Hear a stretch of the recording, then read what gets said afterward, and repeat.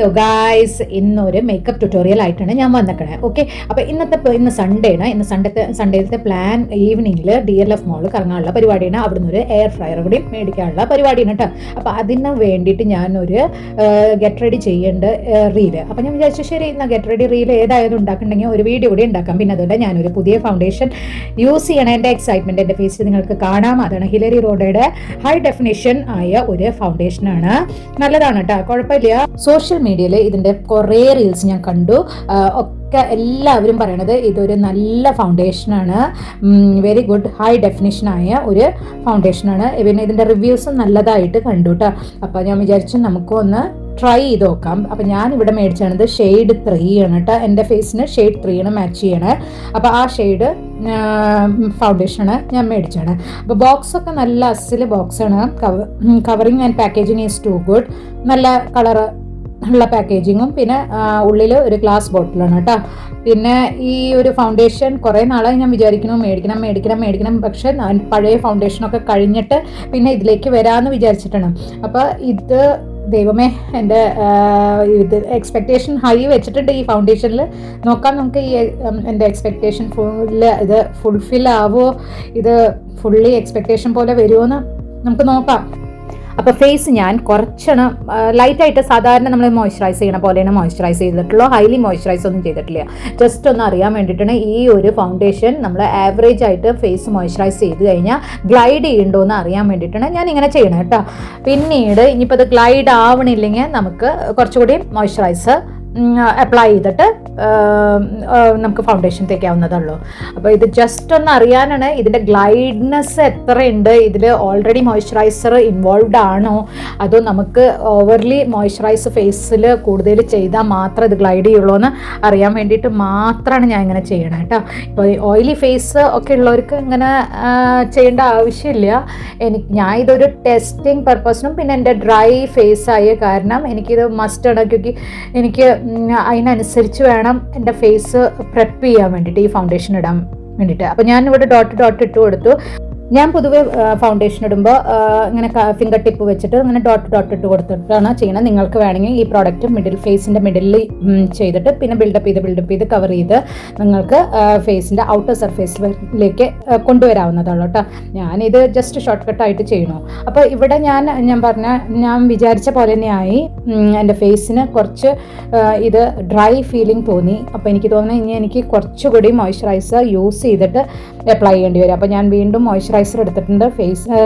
ഫേസിൻ്റെ മറ്റേ പാർട്ട് ഞാൻ മോയ്സ്ചറൈസർ വെച്ചിട്ടാണ്, ഒന്നുകൂടി മോയ്സ്ചറൈസർ എടുത്തിട്ടാണ് ഞാൻ ഫൗണ്ടേഷൻ ചെയ്തത്. അപ്പോൾ നന്നായി ഗ്ലൈഡ് ആവുന്നുണ്ട്. അപ്പോൾ ഇതിൻ്റെ അർത്ഥം ഡ്രൈ ഫേസ് ആയവർ നല്ലോണം മോയ്സ്ചറൈസ് ചെയ്തിട്ട് ഈ ഒരു ഫൗണ്ടേഷൻ യൂസ് ചെയ്യണം കേട്ടോ.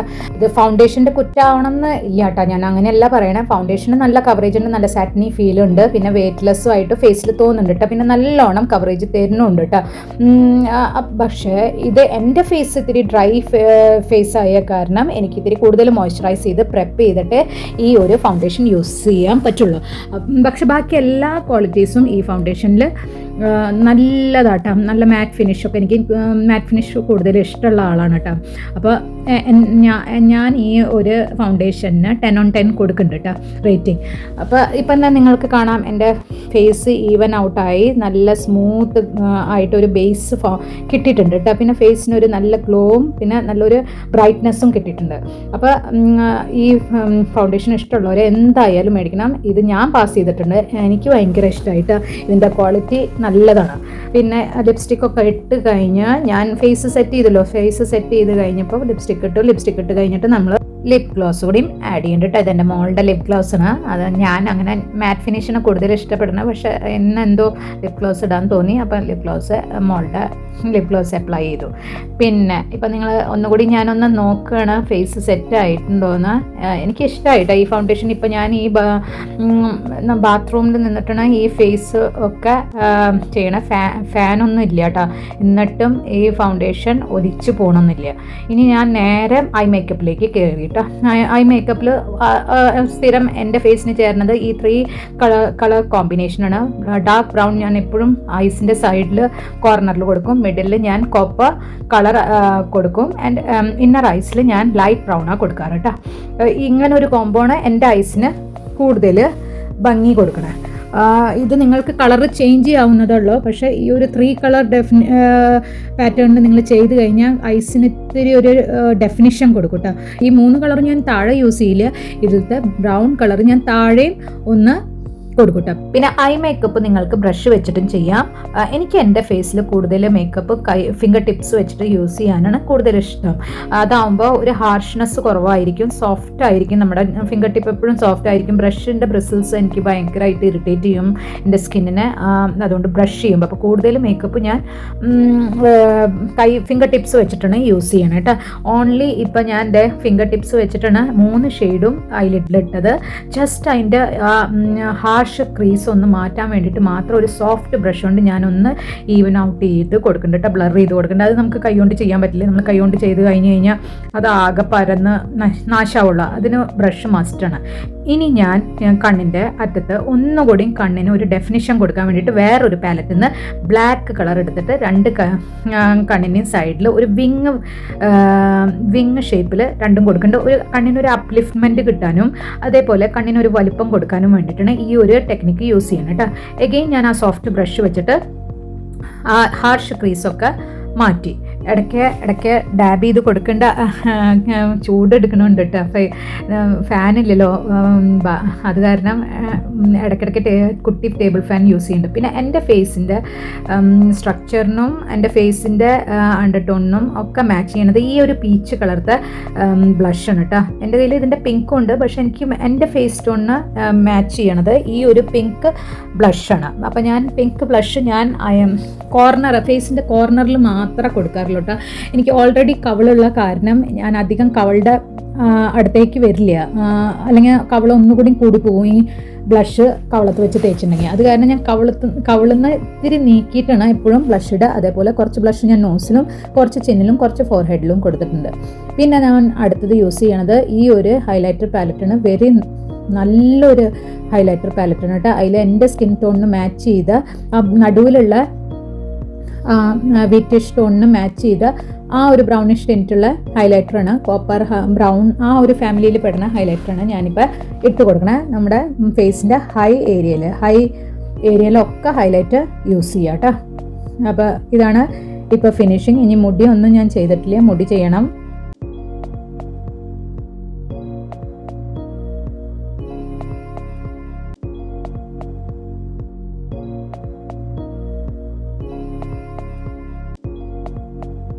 അപ്പോൾ ഞാൻ ചെക്ക് ചെയ്തുകൊണ്ടിരിക്കുകയാണ് ഫൗണ്ടേഷൻ എങ്ങനെയുണ്ടെന്ന്. എനിക്ക് ഫൗണ്ടേഷൻ നന്നായിട്ട് തോന്നി. എൻ്റെ കണ്ണിൻ്റെ അടിയിൽ കുറച്ച് അൺഡ്രൈ ഉണ്ടായിരുന്നു, അതൊക്കെ കവറപ്പായിട്ടായി. നേരത്തെ പറഞ്ഞ പോലെ ഈ ഒരു ഫൗണ്ടേഷൻ എനിക്ക് 10/10 മാച്ചാണ്. ഇത് സാറ്റിനി സ്മൂത്ത് ഫിനിഷ് എനിക്ക് തരുന്നുണ്ട്. അതേപോലെ ഇത് ലൈറ്റ് വെയ്റ്റഡ് ആണ്, ഇതിൻ്റെ കവറേജും നല്ലതാണ്, ഇത് ഹൈ ഡെഫിനിഷനാണ്. പിന്നെ ഇതിൻ്റെ ഇത് കവറേജ് നല്ലതാണ് കേട്ടോ, ഫ്ലോലെസ് ആക്കി ഫിനിഷ് തരുന്നുണ്ട് കേട്ടോ. അപ്പോൾ ഇനി ഡ്രസ്സ് മാറ്റിയിട്ട് ഞാൻ വരാം കേട്ടോ. അപ്പോൾ ഇതാണ് എൻ്റെ outfit, perfect summer outfit. Sleeveless ആണ് ഞാൻ ഇടുന്നത്. ചൂട് ഭയങ്കരമായ കാരണം സ്ലീവ്ലെസ് ഇട്ടിട്ടാണ് പോണത് കേട്ടോ. പുറത്ത് പിന്നെ ചൂട് ടാൻ ആവുമെന്ന് ചോദിച്ചു കഴിഞ്ഞാൽ കാറിലാണ് പോണേ, പിന്നെ നേരെ മുകളിൽ ഇറങ്ങല്ലേ വേണ്ടോ, അത് കാരണമാണ്. പിന്നെ ഈവനിങ്ങിനും അല്ലേ പോണേ, അപ്പോൾ കുറച്ച് കാറ്റൊക്കെ കയറിക്കോട്ടെ എന്ന് വിചാരിച്ചിട്ടാണ് ഈ സ്ലീവ്ലെസ് ഇട്ടിട്ട് പോണേ. അതിൻ്റെ കൂടെ ഞാൻ മാച്ച് ചെയ്ത് ഒരു സിൽവർ സ്ട്രാപ്പുള്ള സ്മാർട്ട് വാച്ചും ഇട്ടിട്ടുണ്ട് കേട്ടോ. ഇനി മുടി കെട്ടി വെക്കണോ അതോ ഇങ്ങനെ തുറന്നിടണോ എന്നാണ് ഞാനിപ്പോൾ ആലോചിച്ചുകൊണ്ടിരിക്കുന്നത്. രണ്ടായാലും പ്രശ്നമില്ല, ഈവനിങ് ടൈമിൽ പോണ കാരണം.